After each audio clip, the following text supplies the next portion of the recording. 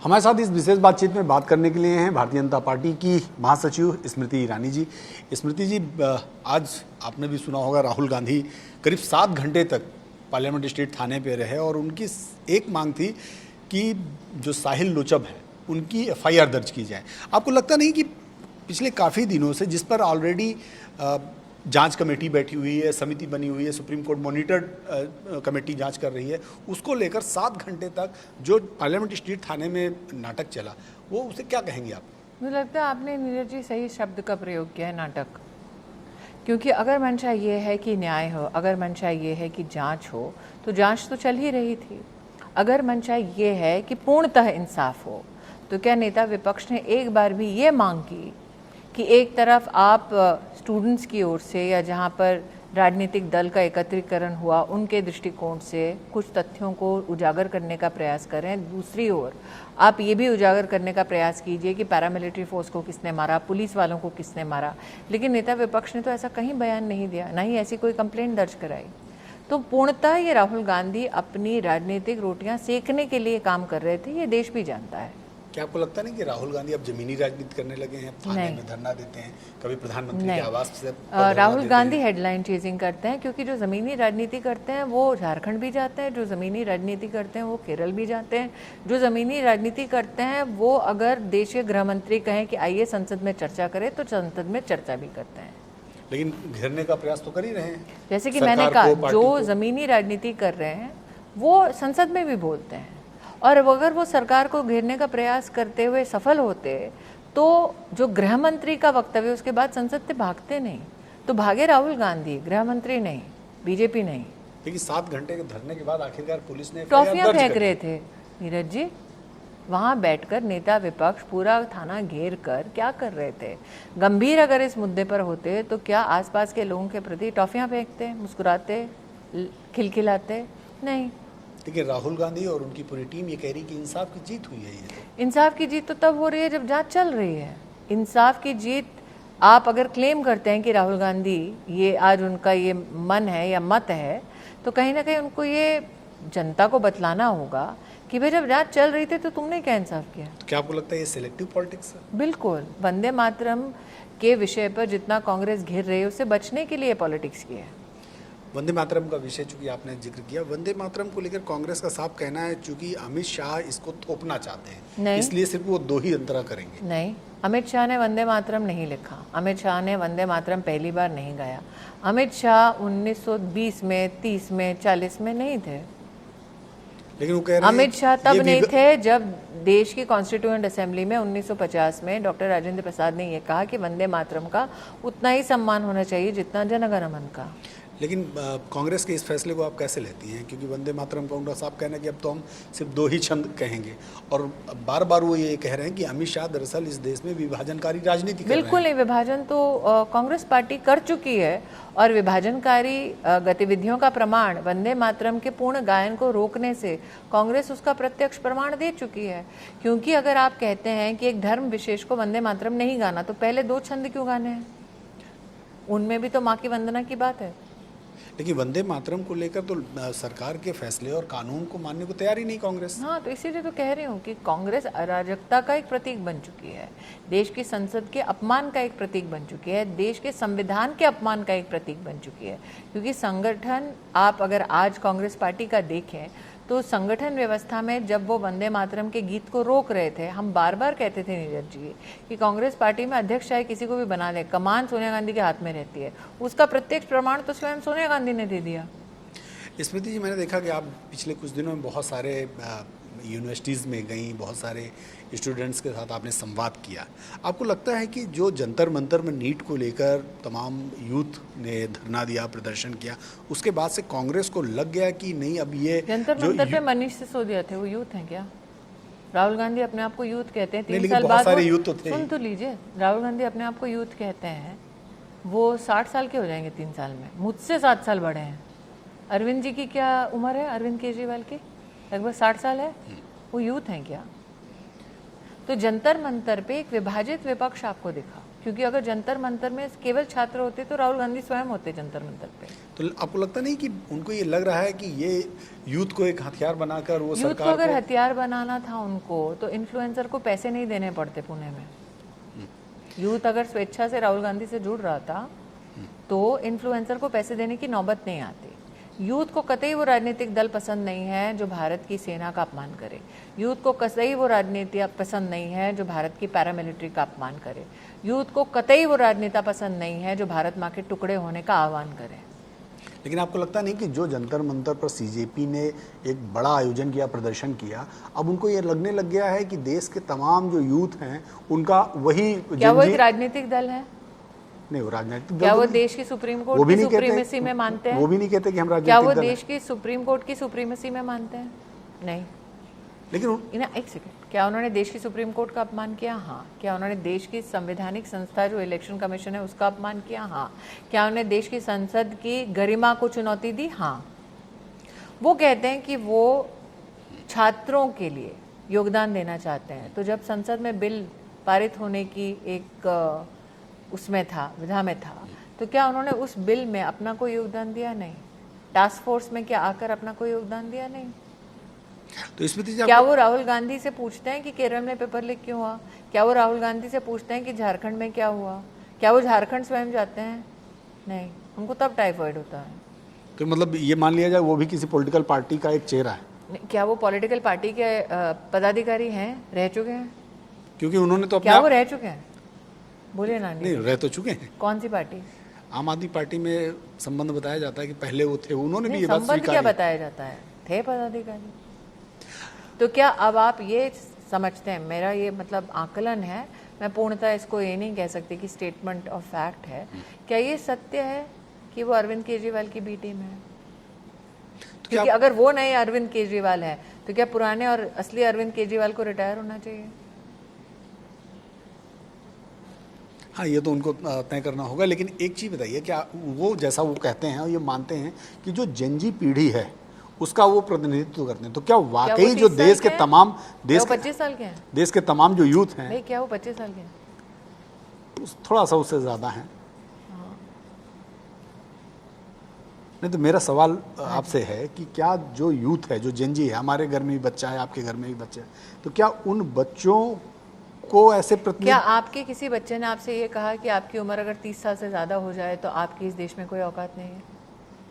जिन्होंने अन्ना हजारे को अपशब्द कहा, अब अन्ना हजारे तो हमारे समर्थक हैं नहीं, वृद्ध इंसान है, ठीक है, तो अपशब्द तो कभी किसी ने उनके बारे में बोला नहीं। उनका एक अपना एक सोच है, उनकी एक अपनी राजनीतिक दृष्टिकोण है, लेकिन मतभेद होने के बावजूद भी क्या अन्ना हजारे के खिलाफ उनके लिए जो शब्द प्रयोग किए सीजेपी ने, क्या हमने किए? कभी नहीं। आपके घर में किसी भी नौजवान बच्चे ने कभी भी किसी वरिष्ठ का अपमान किया है? आपके घर के किसी भी बच्चे ने क्या इंडियन आर्मी को कहीं ना कहीं हिदायत दी है, नसीहत दी है और अपमान किया है? आपके घर के किसी भी बच्चे ने क्या किसी भी पुलिस वाले का सर तोड़ा है? आपके घर के किसी भी बच्चे ने क्या किसी रैपिड एक्शन फोर्स के ऑफिसर का सर तोड़ा है? आपके घर के किसी भी बच्चे ने क्या माँ भारती को गाली दी है? तो आप कंपेयर मत करें अपने घर के बच्चे को। आपको ऐसा लगता नहीं कि आज का जो यूथ है, जो नौजवान है, आपका वो घर का खासकर बच्चा, जेनजी, आपका घर, मैं माफ़ी चाहती हूँ, मैं आपके निजी प्रश्न पूछ रही हूँ, आपके घर के बच्चे ने क्या कभी कोई इस देश के लिए पारितोषिक जीता है? अब मेरी बेटी तो खिलाड़ी है, लगातार वो देश के लिए खेलने की काम करती है। देश का प्रतिनिधित्व करती है बिल्कुल है ना? करती है। तो देश का प्रतिनिधित्व करती हैं तो क्या झंडा उठाती हैं देश का? बिल्कुल उठाती है। उस झंडे का कभी अपमान करती हैं? नहीं, सोच नहीं सकते हम लोग। तो फिर आप अपने घर के बच्चे का ना कंपैरिजन कीजिए ऐसे लोगों से। लेकिन आपको लगता नहीं कि जो नौजवान है वो थोड़ा सा समस्याओं को लेकर, देश की व्यवस्था को लेकर थोड़ा सा बेचैन है? क्या नौजवान या कोई भी नागरिक जानता है कि समस्या का समाधान प्रधानमंत्री दे रहे हैं? नीरज जी, आपने देखा है कई ऑफिसेज में 5 बजे के बाद कोई भी इंसान कहता है भाई आज छुट्टी होगी, हम नहीं जाएंगे। क्या आपका प्रधानमंत्री 24 घंटे काम कर रहा है? क्या प्रधानमंत्री ने जब देखा कि लोग चाह रहे हैं कि वो उनसे वार्ता करें, रात को 12 बजे भी वार्ता कर रहे हैं? क्या प्रधानमंत्री ने टास्क फोर्स में ऐसे लोगों को भी रखा जो प्रधानमंत्री के खिलाफ 2014 में कांग्रेस की टिकट से चुनाव लड़े थे? हाँ। क्या मैंने तब शिक्षा मंत्री होने के नाते कांग्रेस के नेताओं से परामर्श किया था शिक्षा नीति बनाने से पहले? हाँ। क्या मैंने तब शिक्षा मंत्री होने के नाते लेफ्ट से परामर्श किया था? हाँ। चर्च के प्रतिनिधियों से परामर्श तो फिर किया था। दिक्कत कहाँ है? मैं वही तो कह रही हूँ कि जब भारतीय जनता पार्टी का लोकतांत्रिक तंत्र ऐसा है कि जब सरकार बनाने के बाद भी हम हर राजनीतिक दल से चर्चा करते हैं, ये जो सेशन गया पार्लियामेंट का, उसमें भी क्या देश के गृह मंत्री ने कहा कि मैं बैठा रहूंगा संसद में, आप सब अपनी बात कहिए, फिर मैं एक मुश्त सबका जवाब दूंगा। लेकिन वो तो आरोप लगा रहे हैं कि 19 दिन तक गृह मंत्री अमित शाह को बुलाते रहे, लेकिन अरे वो 19 पार्लियामेंट के दिन अंदर तक- नहीं है। नहीं, वो चला नहीं रहे थे संसद। वो संसद में गृह मंत्री का वक्तव्य सुनना कब चाहते थे? जब गृह मंत्री ने विवश होकर सार्वजनिक बयान दिया कि भाई मैं बैठा हूं, मैं आ रहा हूं और दिन, तुम चला नहीं रहे हो सदन, तो जो सदन चल नहीं रहा उसमें वो बोलेंगे क्या? तो मतलब जानबूझकर केवल देखिए, पॉलिटिकल गृह मंत्री क्या आप वहां पे, मैं तो कार्यरत नहीं हूँ पार्लियामेंट में, आप है पत्रकार के नाते, क्या गृह मंत्री डेली पार्लियामेंट आ रहे थे? नहीं, वो तो डेली आ रहे थे। तो फिर नहीं, उनका ये कहना था कि पार्लियामेंट के क्या अंदर गृह सदन में नहीं आ रहे। ना सदन जब चल ही नहीं रहा तो आएंगे कैसे? क्या गृह मंत्री ने फिर बाहर जाकर वक्तव्य दिया कि आइए सदन में चर्चा कीजिए? हाँ। क्या देश के पार्लियामेंट्री अफेयर्स मिनिस्टर ने कहा आइए हमसे चर्चा कीजिए? हाँ। क्या प्रधानमंत्री शरद पवार जी से मिले? शरद पवार जी तो सत्ता पक्ष के नहीं है। क्या उन्होंने शरद पवार जी के साथ बैठकर अगर उनका कोई विमर्श था, उनका कोई योगदान था, उनका कोई सुझाव था, वो सुना? हाँ। क्या सुप्रिया सुले ने जाकर फिर इसी प्रधानमंत्री का संसद के प्रांगण में अपमान किया? हाँ। तो जो प्रधानमंत्री का संसद के प्रांगण में अपमान कर रहे थे, प्रधानमंत्री तो उनको भी सुन रहे थे बैठ के। मैडम, लेकिन ये डेडलॉक खत्म कैसे होगा? आप कह रही हैं कि आप कह रहे हैं दोनों हाथ आप ही के हों, दोनों हाथ से ताली आप ही बजाएं, संभव है क्या? विपक्ष में तो मैं हूं नहीं, मेरी पार्टी नहीं है। लेकिन विपक्ष तो आजकल हर मुद्दे को लेकर तो बड़ा अगर अग्रेसिव है। प्रधानमंत्री से इतना परहेज था तो विपक्ष के वो नेता उनसे उनके कक्ष में मिलने कैसे गए? इसका मतलब कक्ष में मिलने से आपको परहेज नहीं है, बस सदन में नहीं बोलने देना है। ये कहाँ का न्याय है? लेकिन पिछले कुछ दिनों में ऐसी ऐसी घटनाएं घटित और हुई। आप सोचिए, प्रधानमंत्री से आपको परहेज नहीं है जब आपको ब्याह में बुलाना है अपने परिवार में किसी से। आपको इंसान से परहेज हो तो आप उसको अपने परिवार के किसी प्रसंग में बुलाएंगे क्या? तो आप उन्हें प्रसंग में बुला रहे हैं। आप सुप्रिया सुले जी की बात कर रही हैं। मैं किसी व्यक्ति विशेष का नाम नहीं ले रही हूँ, आप उन्हें प्रसंग में बुला रहे हैं, लेकिन वहां पार्लियामेंट के परिसर में उनका अपमान कर रहे हैं। दोगलापन नहीं है ये। मैं किसी व्यक्ति का नाम नहीं ले रही। क्या प्रधानमंत्री के दरवाजे बंद थे विपक्ष के किसी भी नेता के लिए? नहीं। क्या गृह मंत्री ने इनकार किया था कि मैं चर्चा करने को तैयार हूँ? बोले ना गृह मंत्री। आज एक घटना और घटित हुई जब 7 घंटे तक वहाँ पे धरना दे रहे थे कांग्रेस के तमाम नेता, तो उसके बाद उस दौरान ही देखने को मिला कि किसी कांग्रेस के वर्कर ने या किसी ने देखा नहीं कि किसने किया, पार्लियामेंट स्ट्रीट थाने का जो बोर्ड था उसमें उन्होंने लिखा गृह मंत्री सेम, मतलब अमित शाह सेम, अमित शाह जी के लिए सेम वर्ड का यूज़ किया गया। इसको आप कैसे लेती हैं? तो अमित शाह से उनको पुरानी दिक्कत है। जब उनके पास सत्ता थी तब क्या नहीं कर गुजरे अमित शाह को और उनके परिवार को परेशान करने के लिए। नरेंद्र मोदी से उनको पहले से परेशानी, और ऐसा नहीं कि नरेंद्र मोदी और अमित शाह स्तब्ध हैं कि अरे बाप रे अभी परेशानी है ना। सोनिया जी को तब से नापसंद है, सबको पता है देश में, और गुजरात में विशेष, उत्तर प्रदेश में विशेष। देखिए, नीट वाले मामले में धर्मेंद्र प्रधान का इस्तीफा मांगा गया, धर्मेंद्र प्रधान का इस्तीफा हो भी गया, क्या पंजाब में किसी का इस्तीफा मांगा गया? लेकिन उसके बाद अमित शाह पर हमले शुरू हो गए है हैं ना। क्या पंजाब में पेपर लीक में मांगा क्या इस्तीफा? क्या झारखंड में मांगा, मिला? क्या केरल में मिला? क्या ये सब विपक्षी स्टेट्स नहीं है? क्या यहाँ पे कोई कृत्य नहीं हुआ? मांगा क्या? राहुल गांधी ने बोला नहीं। मतलब मानती है कि सेलेक्टिव पॉलिटिक्स है? ना, मैं आपको पूछ रही हूँ, क्या आपके पास प्रमाण नहीं है सिलेक्टिव पॉलिटिक्स के? नहीं, निंदा की उन्होंने छात्रों पर जो, वो नहीं, इस्तीफा मांगा क्या? नहीं इस्तीफा तो नहीं मांगा, वो तो कहीं स्टेटमेंट हमको देखने को नहीं मिला, फिर वही तो लेकिन ये ज़रूर है कि उन्होंने छात्रों के लिए क्या उन्होंने इस्तीफा लिया? निंदा फिर यहाँ भी कर सकते थे ना। हाँ, झारखंड में तो सरकार भी उनकी है। वही तो कह रही हूँ, केरल, झारखंड और पंजाब में क्या उन्होंने इस्तीफा मांगा? निंदा तो यहाँ भी कर सकते थे। लेकिन अब धर्मेंद्र प्रधान के बाद अमित शाह पर टारगेट करना शुरू कर चुके हैं। टारगेट पे उनके नरेंद्र मोदी, अमित शाह हैं। नीरज जी, आपको कितने साल हो गए पत्रकार रहकर? 22 साल तो हो गए ना। उसमें से आपने कम से कम 18-20 साल तो देख लिया नरेंद्र मोदी और अमित शाह पे किस प्रकार से कांग्रेस पार्टी आक्रमण करती है। दिल्ली में जो पत्रकार हैं उनको पता है, दिल्ली की और देश की जो पॉलिटिक्स करते हैं उनको पता है, और जनता को भी पता है। तो इसमें हैरान होने की क्या बात है? आपको लगा उनकी घृणा कम हो जाएगी जब अमित शाह गृह मंत्री बन जाएंगे और नरेंद्र मोदी प्रधानमंत्री, और बढ़ जाएगी। स्मृति जी, आज एक घटना राजस्थान में भी हुई। सीजेपी के तमाम जो वर्कर्स थे वो स्कूलों की चेकिंग करने के दौरान उन पर हमला हो गया। चेकिंग करने का संवैधानिक और प्रशासनिक अधिकार कहाँ से आया है? उन्होंने एक कैंपेन स्टार्ट किया कि हम स्कूल वो करेंगे, चेक करेंगे। लेकिन मैं पूछ रही हूँ, मेरे पास जानकारी नहीं है, लेकिन प्रशासनिक अधिकार है क्या? वहाँ पे पॉक्सो का कानून लगता है, बच्चे उसमें प्रोटेक्टेड एक जोन में है। मुझे नहीं पता उनके पास कोई अगर ऐसी क्योंकि स्कूल तो हमने भी देखे जहाँ पे बहुत चुनौतियाँ थी। हमने कभी जाकर स्कूल को छिन्न भिन्न नहीं किया, बच्चों को परेशान नहीं किया। हमको जो बदलाव लाने थे वो हम लोग लेकर आए। अमेठी में तो आप पत्रकारिता कर चुके हैं, वहाँ पर स्कूलों की हालत जब राहुल गांधी सांसद थे, जब कांग्रेस की सरकार थी, तो ठीक नहीं थी। तो वहाँ पर मैंने जाके कोई भी स्कूल डिस्टर्ब नहीं किया था। हर स्कूल में कोशिश करके वहाँ पर डेस्क लगवाई, चेयर लगवाया। पहली बार वहाँ पर केंद्रीय विद्यालय मोदी सरकार ने बनाया, सैनिक स्कूल मोदी सरकार ने बनाया, मेडिकल कॉलेज मोदी सरकार ने बनाया। यहाँ पर तो कांग्रेस का ये गढ़ माना जाता है। तो इतनी शिक्षा की चिंता कि अपने क्षेत्र में एक स्कूल नहीं बना पाए, और ये आज मोदी को सिखा रहे हैं। हाँ, लेकिन उस पर एक घटना और भी हुई, उनका हमला हुआ, बाकायदा उनके साथ मारपीट हुई। इसको किस रूप में देखती हैं? मुझे नहीं पता किसने की। मुझे इतना उनका आरोप है कि भारतीय जनता पार्टी के वर्करों ने मारा उनको। वर्कर तो हमारे 23 करोड़ है भाई साहब, तो हमको एक ही जगह मिली थी क्या?